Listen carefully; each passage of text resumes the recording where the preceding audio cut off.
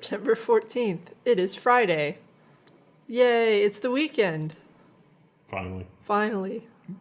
Well, this goes up at midnight, so Well, you might still have a whole day. they might not. Maybe they took that weekend off. Maybe they're going to go for a nice fall retreat. Maybe they watch it at work because that seems to be a lot of A what's common happening. thing, yeah. It's technically not fall yet, Krista. Oh, whatever. This white girl's excited. I put cinnamon air freshener in my office a month ago. When are you going to roll over to pumpkin spice? I need to get a new one because my other one's out. So that means whatever flavor I pick, everyone at the office they're at my mercy. They will endure. Maybe I should send out a memo that's like, pick your scent because it's going to affect the whole office. Set up a form. Well, it's not just the burgeoning days of the greatest season. It's also an important anniversary. The Equifax data breach, remember that? It's been a year. And aside from bringing up some people on some insider trading because they thought that it would be really bad for Equifax's stock, nothing has happened. And we've got one reporter at Fortune that's like, hey, that Equifax thing, nothing's really happened with that. Yeah. What's going on? So they bring up, not only has nothing happened, they continue to be powerful players in the credit business. They've gotten several new government contracts. That doesn't make sense. They've paid no real fines to speak of. No one's gone to jail, and no one's talking about it. Anybody work in IT and Equifax can give us the skinny. Has anything changed with processes? Because I would be willing to bet that no, nothing has changed with processes. Listen, it won't happen again. Who would do that again? A second time? Well, this is the security section, in case you didn't already realize it, and we begin our march of leaks and failures, and it's just week after week. I mean, nothing is safe these days. No. Our lives are an open book, more like a leaky faucet. This one is not a recent breach, but we do find out new details about a breach that happened years ago. Premera Blue Cross is accused of destroying evidence in a data breach lawsuit. So there's a class action suit here where the people that were suing them were like, hey, you guys had a data breach. We need some evidence. And they're like, oops, we accidentally destroyed that evidence. Guess you don't have a case. There were, Sucks to be you. I think it was 35 computers had been subpoenaed, and they turned over 34. And they were like, hey, where's computer 35? And they're like, oh, sorry, it was end of life. It's been destroyed. Turns out that was the one with the logs, the security software, and the only copy of the intrusion detection that is available. Yeah, oops. Sorry. That was totally accidental, a complete coincidence, right? Aww. Now, What we've a talked bummer. about MikroTik a lot recently. I think this is a relatively new thing. It might have been last week or the last time we talked about them, but this story is September 4th, talking about their routers now sending traffic that they don't want to be out. Yeah, we announced the vulnerability and we're like, hey, go patch it. A lot of people didn't patch it. In fact, thousands upon thousands of people did not patch it. And it turns out that those routers are so compromised that a lot of your internet traffic is being sent to Russia and China. Those seem to be what the IP addresses were. It's almost like those thousands of users don't watch the Level 1 news. Yeah. What are they thinking? They do talk about, I think there's a lot in South America. Brazil seems to be a big place. Not where they're sending the data, but where all the affected routers are. So I guess they're not big fans of updating things down there. Now, we also talked about last week there was a spyware company that had lost a ton of sensitive things. And not spyware in terms of like accidental spyware, but spy on your cheating wife spyware. Or keep an eye on your kids. And this week, pretty much a carbon copy. Yeah, Krebs on Security has a pretty nice article that lays this out. But this is also the second time in 3 years that this mobile spyware maker, mSpy, has leaked millions of sensitive records. Like literally this like Krista, when you were sort of making fun of Equifax, like who would do it again? Well, It happened again. Second time. And this is, they're capturing everything that happens on those mobile devices. So mSpy meaning mobile. So and they keep that stuff, which is forever. I guess, I guess it's good if you want to go back and peruse what the divorce case is going to play out for a year or two, right? So I'm going to need to come back to this. If you're spying on your kids, they could also spy on your kids because they have a copy of everything, and then it can be in a leaky S3 bucket, and then whatever your kid did that was stupid is on the internet forever. Yeah, unfortunately. They looked up how to treat pimples. How can I use this against them? What if they were like, looking up how to join ISIS and you get your kids arrested? I know that was the two things I looked up the most on the internet were like, skin treatments and then how to join terrorist cells. That was my whole youth. She was way ahead of her time, too. Because Yeah. in those days, that wasn't even the cool thing to do. We didn't even know that back then about Middle East terrorism and where it would go. It's a trendsetter. Now, we have recently heard about Kim.com losing his court case. He was going to be extradited. I think he was appealing that. Yes. I think we're still waiting to find out. But he got some more terrible, terrible news this week. Things not looking good. The MEGA.nz Chrome extension has been caught stealing passwords, cryptocurrency, and private keys. So it would look, Ethereum private keys, Monero, Amazon accounts, GitHub, you name it. Yeah, and this was not, it doesn't seem like this was malicious on behalf of Mega. It seems like somebody got a hold of one of their developer accounts, and they had sort of a snippy response to this, and they were talking about how the Play Store and the App Store and the Mozilla repository for extensions, they all allow the app makers to sign these things, and so there's no problem with this. Google, on the other hand, insists on signing it themselves after it's been uploaded, which allowed these bad actors to get this through. And this is a very popular Chrome extension. Yeah, that's not good. Got to set up two-factor on whatever this is, I guess. Yeah, so if you have that, they pulled the version that was bad, so it should automatically update, but they might already have your passwords and keys. So they're saying change all your passwords, move all your crypto, and maybe ask yourself, do I really need this Chrome extension? Now here, this is a great example of the whole security through obscurity thing, because a 403 might not always be what you think it is. It could be very dangerous. 400,000 websites vulnerable through exposed .git directories. So the deal with this is when you start doing stuff under version control of Git, it creates a folder called .git and puts all your stuff in there. Well, if you're not careful and you're doing stuff on a website, or you put your website under version control, you get a .git folder, and if you can access those files from the internet, then you may be exposing stuff that you don't mean to expose about the source code that's running your website. And if you try to go to .git, there's no index file.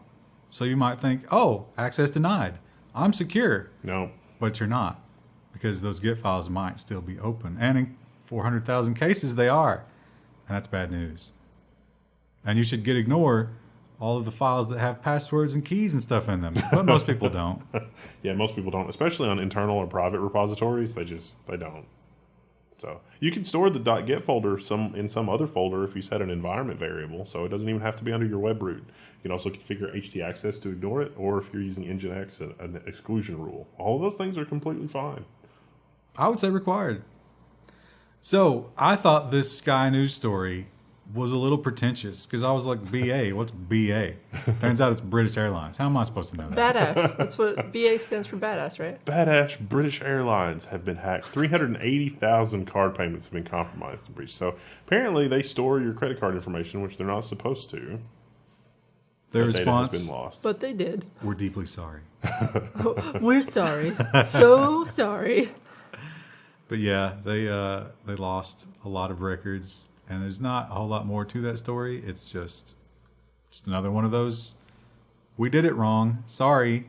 I think they tracked it down to one system that hadn't been updated. Ooh. Yeah. That's all it takes.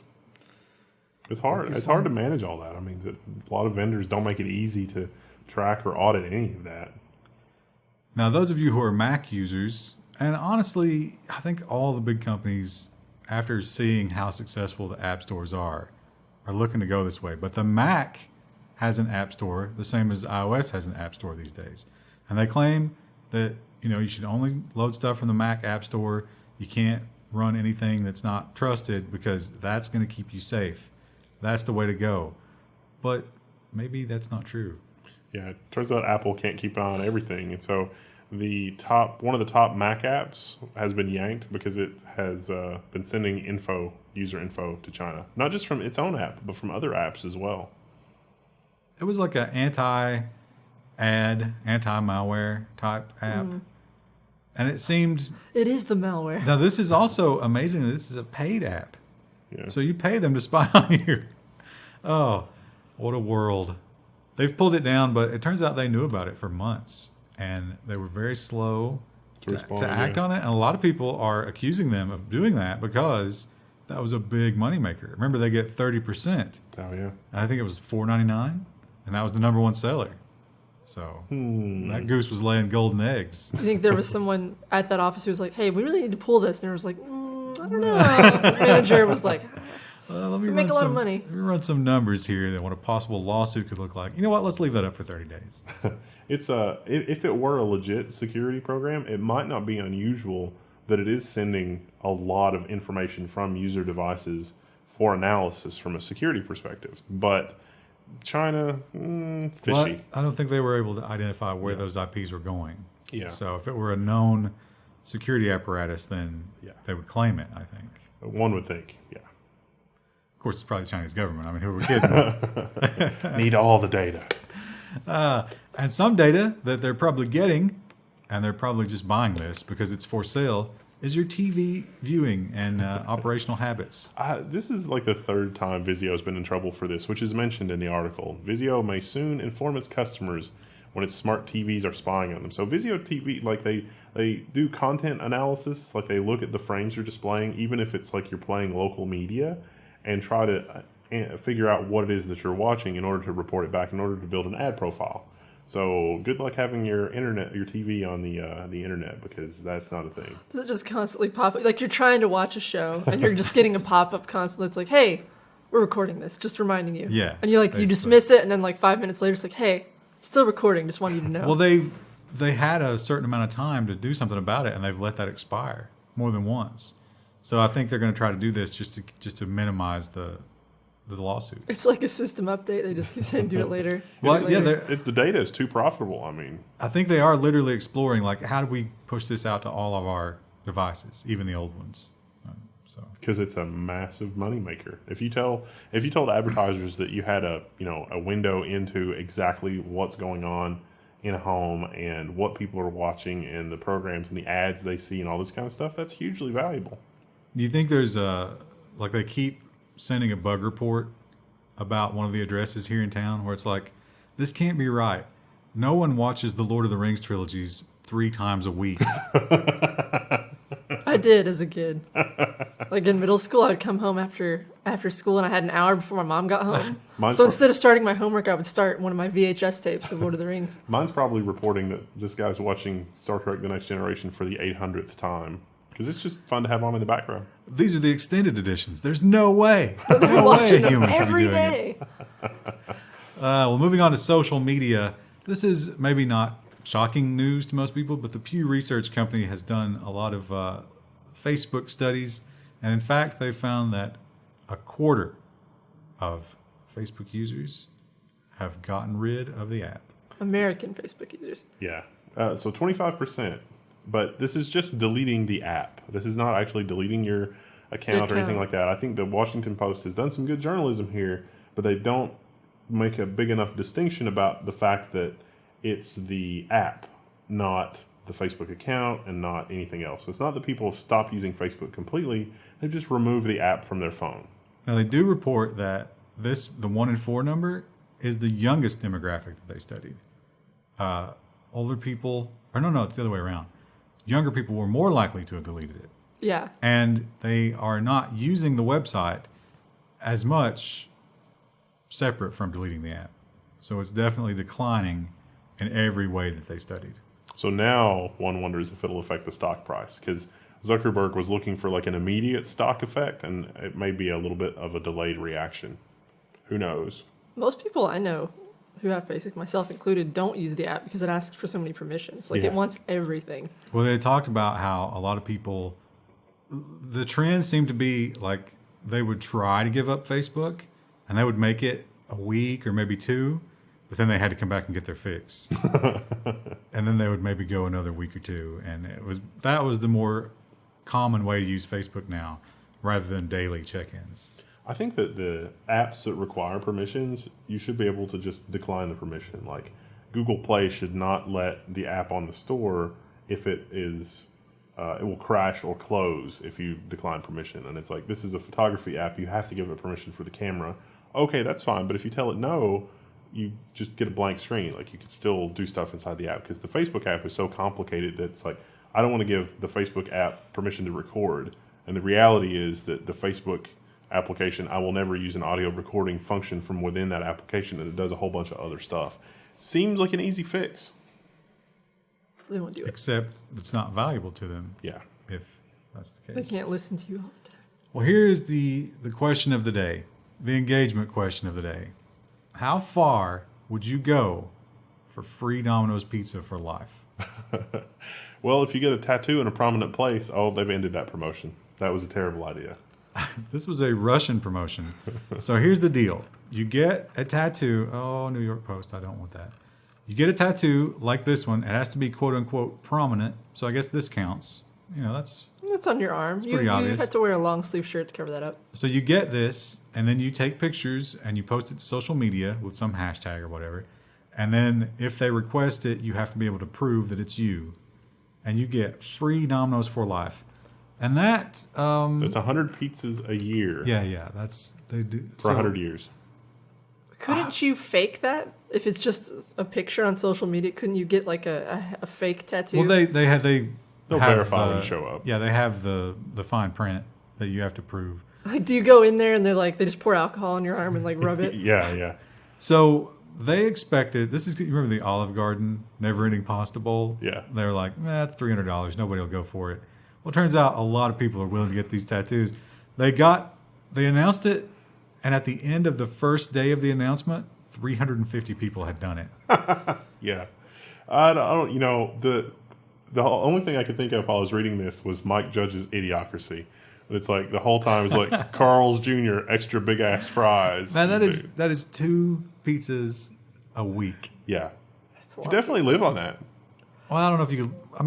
You wouldn't be living well. Nutritionally. For Yeah. one person, that's probably 6 meals. Yeah. I mean, if you go by actual calorie recommendations, probably more like 8, right? Yeah. So you could. It would not be a glorious survival, but Glorious. you could survive. This is in Russia, though. Like, is there... I don't know a lot about Russian culture. Do they feel weird about tattoos? Like, in Japan, the only people who get tattoos are people who are in the Yakuza. Well, the people that Domino's Yakuza. the image we saw had a bunch of tattoos. So Maybe not. yeah, I'm sure that would be funny though if only the criminals are getting free Domino's. They should run that promotion in Japan if they really wanted to limit. Here's my teardrop for when I killed that guy. Here's my Domino's for my free pizza. I can show up. You know where you run this this promotion is in Israel because you can't be buried in a Jewish cemetery. How bad do you want that? Those 2 pizzas a week. I was just thinking about how bad the economy is getting. I mean, it's like if the economy gets really bad, and it's like you're telling me that I don't have to worry about food for life. Do you think Domino's will last the rest of our lives? Oh yeah, that's a good point. They could be absorbed, and then that agreement goes away. And then you just have a stupid domino on your Would it be forearm. honored, internationally? Like if some Russian tourists came to New York, would they be able to get the Domino's? Like, does corporate honor that? Oh, I'm sure that's not the case. Yeah, I'm sure it's got to be in probably, a specific area of Russia. Well, this story, this was kind of ridiculous. We've gone to nonsense, in case you didn't notice. That was sort of a crossover between social media and nonsense, but this was just poor planning, I guess.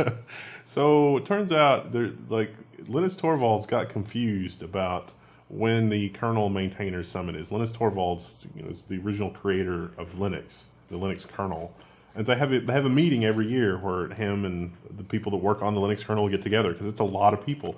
He got confused about where it was. He thought it was in Edinburgh, so he planned a family vacation there, and it was actually in Vancouver.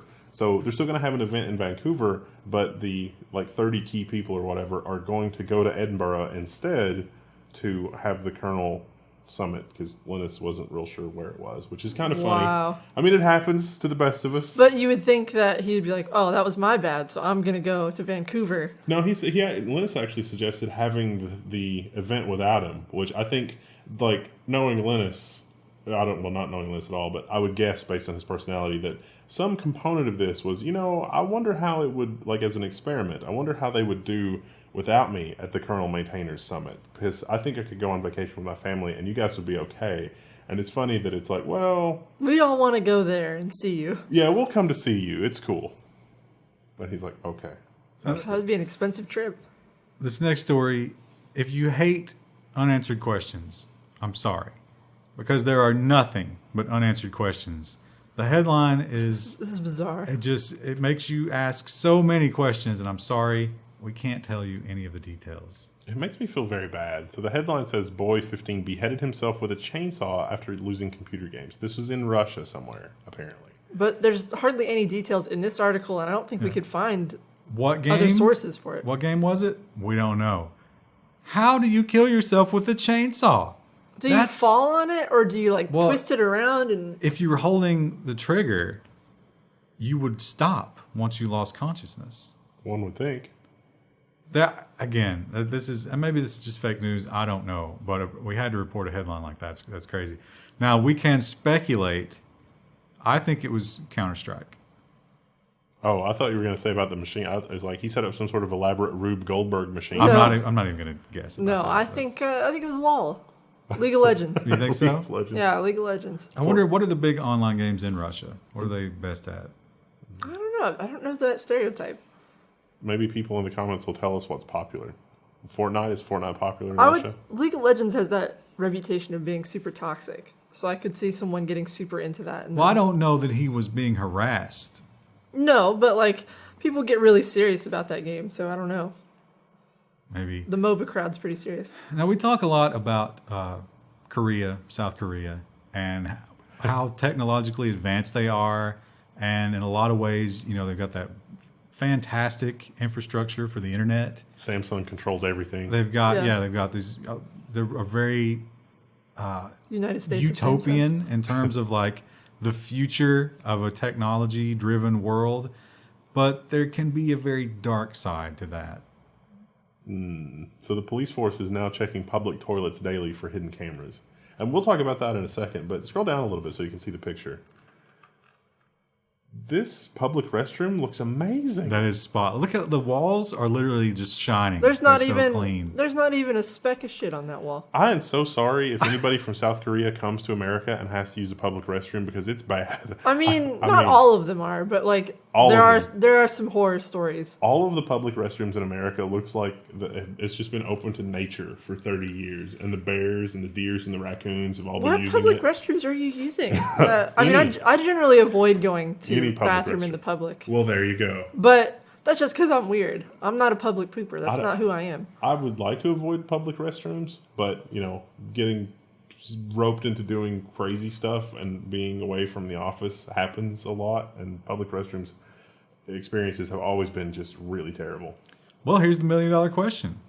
Would you trade this opulent, clean bathroom with someone recording your asshole as you take care of yourself? That's the real question here is who wants to see that? I would make that trade because I can learn to inspect the bathroom for hidden cameras before I go. I mean, that's easy enough. What if you got to go real bad? Yeah. If it's a right now kind of thing. I would take the chance because I would much rather end up with accidental hidden camera pooping versus taking the chance on truck stop bathroom. Now, truck stop bathroom. That's not even a comparison. This is probably at a nice restaurant or something. But here's a solution. What if we could get a way to turn the light off right there at the toilet? Oh yeah, that would be great. Yeah, and wouldn't it be low light anyway? Because then you're sitting on it. Well, this one isn't. I mean, look how bright it is. But it wouldn't be in the bowl when you're sitting on it. Well, they're not necessarily getting you when you're sitting on it. If it's a low light camera, it's probably going to have infrared emitters, which would be easy to pick up with a cell phone camera. Now, you wonder who would do this, but they talk about this is actually My Life Is Not Your Porn. It's a thing. That's in South Korea. a movement. Wow. And the upskirt thing is I've heard real of big that. there. Yeah, so that seems to be a popular kind of pornography. And I think that kind of person, it's more appealing to them if they know that it's real and the person doesn't know. That's so bizarre. That's a strange thing culturally. I gotta wonder though, how do you get to a point where your culture will literally just like, it's okay to like poop in your hand and smear it on the wall, America, versus It's not okay. It's not okay. He's really making us sound bad, but like I don't know what bathrooms you're visiting. What you're up to. and then Because like the one at Kroger's not that bad. okay, so like Kroger and Walmart, they put a lot of work into maintaining those They bathrooms. basically power wash the Walmart Yes. bathroom Yeah. 3 times a day. Yeah, probably more than that. And it's because of the aforementioned head pooper. But in South Korea, doesn't seem to be a problem. This is a different problem, but I wonder, like, culturally, what are the inputs that lead to those outputs? Like, is it high fructose corn syrup here in America that leads to that? Or, like, what's this? We need a neural net to figure out what the inputs are that lead to that output. It's obvious. It's anime. Anime elevates society except for the whole camera thing. No, I think, a society that elevated gets like a counterculture, and anime feeds them and makes them more and more twisted. It does seem like it's higher on the evolutionary ladder, so I would hate to attribute that higher evolutionary standard to anime, but Is that really? I don't think that's higher though. Well, how old is Korea? You're watching people poop. I don't think that's not But higher. if we look at like China and Japan, who also have these kinds of cultural things going on, they're very, very ancient cultures. yeah. So maybe that has something to do with it. Whereas here, it's just Are you saying that thousands of years ago in like the Han Dynasty that They hand were pooping watching was a girls thing? poop, yeah. No. That was that. No, We're the saying hand- that early on, so they would be hand pooping. okay. So they're so evolved that the people that were caught doing that in the public restrooms of 1000 AD, they just killed them. And then it just slowly wiped it out, and Yeah. now it's camera poopers. Yeah, we haven't had anything like that, so it's a little bit back to the trees here in America. We didn't get them before they bred. So there's a recessive gene that makes you want to watch people poop. But it satisfies the hand pooping urge or whatever. So we changed the movement, but we didn't change the. Okay, now that we've completely scientifically unlocked the cause of this, how do we prevent it? Got to put something in the water. Is there rehabilitation? What's the next thing? Like, what's the next We're gonna need level to, of we're gonna need evolution? to engineer a CRISPR virus that takes those genes from the South Korean and gives them to the Americans through the water supply or something like that. Well, then don't we have the camera problem yeah, here. then we just I don't create. want that. And I'm sure we do. The camera problem is much less worse than the hand pooping problem. I think you think so? Well, that's you thinking that. This is the patriarchy speaking through you, because no one wants to watch you poop. Yeah. That may be. But what that may about be poor something. Krista? Krista, which Am I gonna have to check for cameras in the bathroom? You probably should start. Yeah. If the bathroom is clean, check for cameras. If the bathroom is filthy, Else. Or check for what this. if? But see, now a new generation is going to be like, oh, I see. They're going to start hiding cameras in fake filth. Ugh. what sort of perverted evolutionary output is that? That's just. Ugh. Well, the worst though that we had a guy here. We called him the dark pooper. We don't actually know who it was. There was a guy here who, like, you would think that the bathroom was closed, but you'd realize the door was locked, but the light was off. Well, you say that's worse. I don't think that's. Maybe that's the next level. Maybe he's on a higher evolutionary plane. Well, than the that's rest of definitely us. better than watching other people or smearing it on the wall. So he's Well- the dark pooper. No, actually, we had an incident here where it's like somebody poured something out in the sink that had solid matter in it, and they just left it, and it's like What? it didn't drain correctly, and so it's like how if it didn't drain correctly, you should say something first of all, but second of all, why would you pour something? What was that? Solid. Was it tea? I don't think it was tea. I don't know what it was. It looked like flakes of tea or something. Maybe if it was, somebody made it missed wrong. this. But it's like, why would you leave that? Like, why would you leave the bathroom in that state?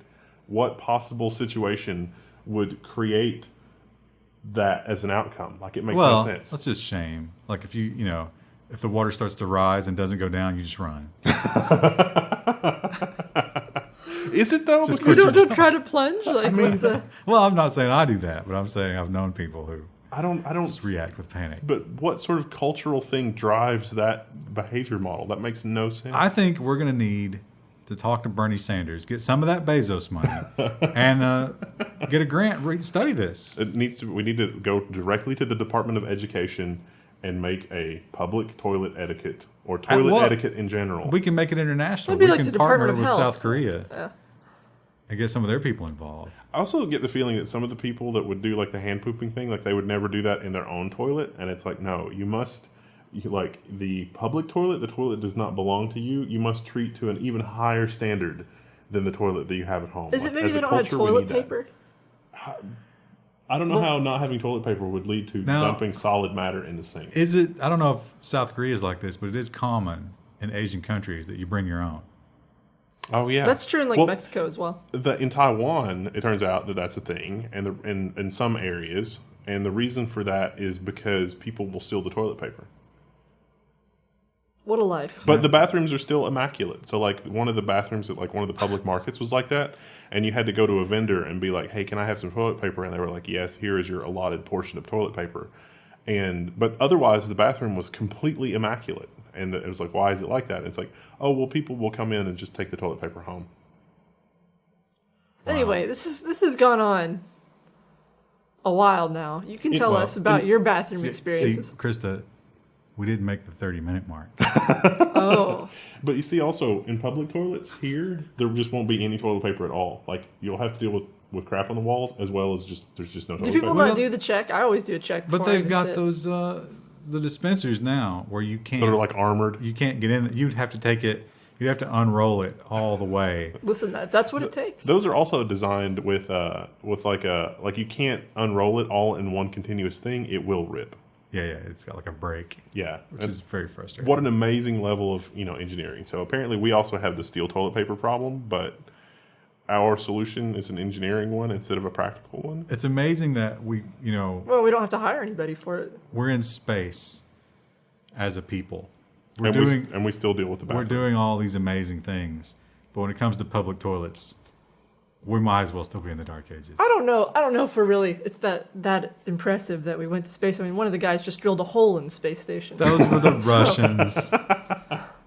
Like ED-209 from RoboCop, I would be okay with those being in every public bathroom. And it's like, hey, you didn't, flush.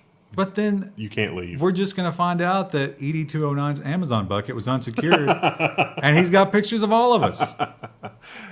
Yeah, that would be bad. All right. Let's mercifully put this one to sleep. Just end it. Hopefully, If you want more of that nonsense, it's on the Patreon podcast. hopefully next week we'll have a few more stories. We'll see you then. Bye.